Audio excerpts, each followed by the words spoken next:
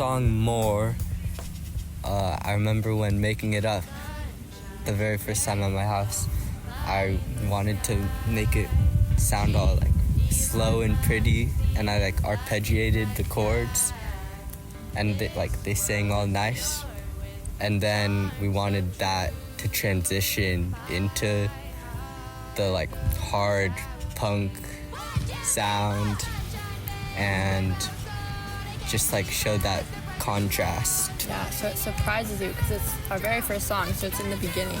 It can like catch the audience off guard and really drag you in.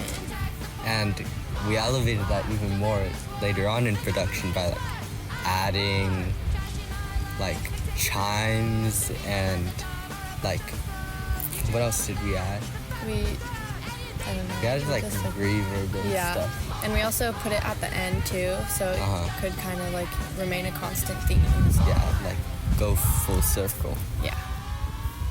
In the song, One More Sip, we decided to add some effects to the quieter vocals, and we used a flanger, but not only did we use just like a regular one, we also did an a cappella flanger. Yeah, so there's literally a part where we both did, right? Yeah.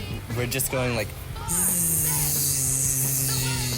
Yeah, just like with our voices. And we put a real flanger over that, and yeah, we just wanted to make it sound really like eerie. Dreamy, eerie, and just kind of like I don't know. Yeah, I don't know. I think it worked though. Yeah. It was interesting. On the song Hot Summer Days, I just slapped some power chords, and it sounded like the chord progression to Hit the Road Jack. And then it grew from there. Yeah. It's inspiration. And where did you record it? The very first thing? I recorded the first one in the studio. No, like the demo. It was in Xavier's room, and we used his headset, like microphone. Yeah. And it was on the mini time. acoustic. It was on the the shorter acoustic. And it was way too loud. Yeah, it like peaked. Super bad. And you weren't playing to a metronome, so It was like so off, yeah. For the song Un-American, we made the choice to have British accents. This was kind of, this idea was formed after we listened to some British punk bands like Subhumans and the Sex Pistols. We decided there could be a little more symbolism into our accents, so we kind of connected that to the disassociation with America that some society has, and kind of just went from there and had fun with it. It was pretty fun. And then also, we decided to add a bunch of gang vocals to the ending, and I think that was pretty funny. Because we were just doing random things into the mic. Like Rosie had her bird noises, we were whispering, we were like talking, just having conversations in a British accent about going to the loo. And it was really, really random, but I think it worked in the final product of the song. Definitely. It added like another element of touch to it, of just like more depth, I'd say. So for the song Faith, I chose to do the top-bottom style chords because I wanted it to sound like, to like contrast the others in the EP. This also included the use of a piano and more melodic structures to enhance the meaning of the song. It's kind of about someone who not only lost hope in a cause, but needs to find faith in something to give life meaning. What was the first idea you had for this EP, and how did it evolve? We came up with the first idea when I was at Xavier's house, and we just decided to make a punk song and a punk band, And it was before the EP assignment was even created. We just wanted to do it for fun, and then it worked out when the assignment was created. Yeah, so what did we even have? We were just hanging out, and then we wanted to make a punk song. So we started writing lyrics. And we were just jamming out. And then Rosie came. Yeah, and then it just like got bigger and bigger. Yeah, and we were just jamming for so long. I didn't even know. Yeah, like you had the guitar and you were like trying out different. Yeah, and I don't play guitar, so it was kind of hard. But it like sounded fine. Yeah, it was really fun though. Yeah. What's one sound or moment in your EP that you're most proud of, and why? I'd say a moment in the EP that I'm most proud of would be that we used part of the old Hot Summer Days to incorporate with The new Yeah. Summer Days. Yeah, exactly. Just Like- because there was like little pieces and parts in like my old book that we, incorporated in it and kind of like Yeah, gave that like idea. use the lyrics, and Yeah. stuff like that. Even if it was originally structured a different way, Yeah, still and inspired by it. Definitely, and it was interesting to like see that transformation into something bigger. Yeah, I think the whole like lyrical writing process is something to be proud of too. Definitely. Because it like Well, I probably mean, took we a just while. whipped out 5 songs. in like a Like- pretty short amount of time. Yeah, I think that's pretty awesome. Yeah, the lyrics are pretty great. We all know that I spent like most of the time writing lyrics for my song, like most of the process. I think that was probably like the longest lyric writing process in that album. Yeah, but it turned out great. So. Yeah, that was such an accomplishment. How was everyone's experiences physically recording in the studio? My experience physically recording in the studio was pretty good. It was something I hadn't really done before, so it was interesting to hear what like different voices sounded like when wearing the headphones, because it literally sounded like Rosie was inside my head, and that was pretty interesting. But it was fun and it was a good experience. It was really hot in the studio, and we had to turn the air conditioning off so we could hear our voices, but it was pretty good. My experience actually recording in the studio was pretty interesting because I was recording the drums, and that's the first thing we recorded for each track. So I was just playing to a click, and I didn't have any music or vocals in my ears.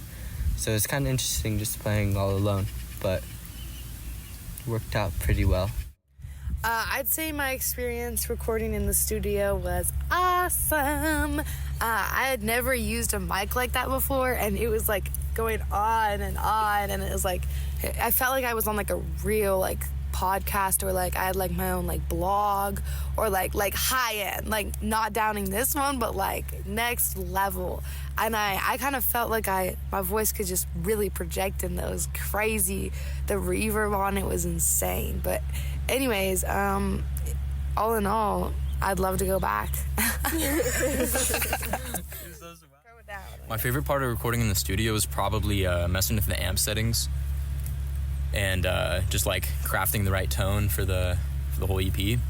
And I don't know, it took a lot less takes than I thought it would have. In the studio, it was pretty easy to record playing the piano part. The only real struggle was singing and adding the violin, because the violin is still missing to this day. How did you and your group divide the work? To divide the work, everyone had their own set jobs and things to work on, because it kind of worked because we all do different instruments and have different jobs already. So it worked out pretty nice. Yeah. So I was just the drummer for all the songs. Yeah, and me and Rosie were on vocals, Brett did guitar, and Ethan was backup vocals. He also had his own song that he wrote, so that was like his main project, because he wrote that. He wrote the piano, wrote the lyrics, wrote everything for that song. And then Jonah also helped us by showing us how to use Logic and helping us with actually recording. Yeah. What was it like working with others on creative decisions? So I'd say with the instance of working with each other on creative decisions, I feel like it flowed and it went really nicely, but there was just like a little bit of tension that I felt in the group when we started recording, and I don't know, like it just was something that was there. Yeah, I felt the same way. So it was like pretty flawless and smooth, but there was a little bit of tension with just this one thing. It really, like, when I break it down, like, the steps that we took, like, to perform this EP to the highest quality, like, I really see one flaw in our arrangement that we had. And I don't want to be rude, but that flaw was a person, so we'll see. I don't know. Well, who was that person? You know, Because I can think of one. you know, when I, like, rerun my brain, like, reroute the system, I try to, like, remind myself not to get in my head about, like, that person. Like, you just gotta go with the flow. Like, I want this process to be as understanding and as beautiful in a complex manner as possible. Like, I don't want any negativity to come, but, like, you know, there was negativity, and there was that stuff, and it wasn't, you know, like, I think all in all, I love that word, by the way. All in all, I'd say it was a flow, but there was someone that needed to go. Thank you. How have you improved as a producer or musician since the beginning of the year? So, all in all, like, throughout my experience, I would say that the studio is just, you know, is where I learn the most. Like, every inch, every assignment, every class that I had, the studio was where I just went back to find the true meaning of music production, was the studio. Yeah, and I feel like just that experience you get from actually recording and actually, like, being able to produce everything together. Yeah, like having to take multiple takes and... Yeah, that's made us all improve as Definitely. producers and musicians. In the privacy of a studio, it's just glamorous. Yeah, and it was just what an experience. We learned so much about the whole process. Definitely. I think over the whole year, that was my highlight. It was doing that studio. Like, you can't take that away from me. All in all, you cannot take that away from me. Thank you.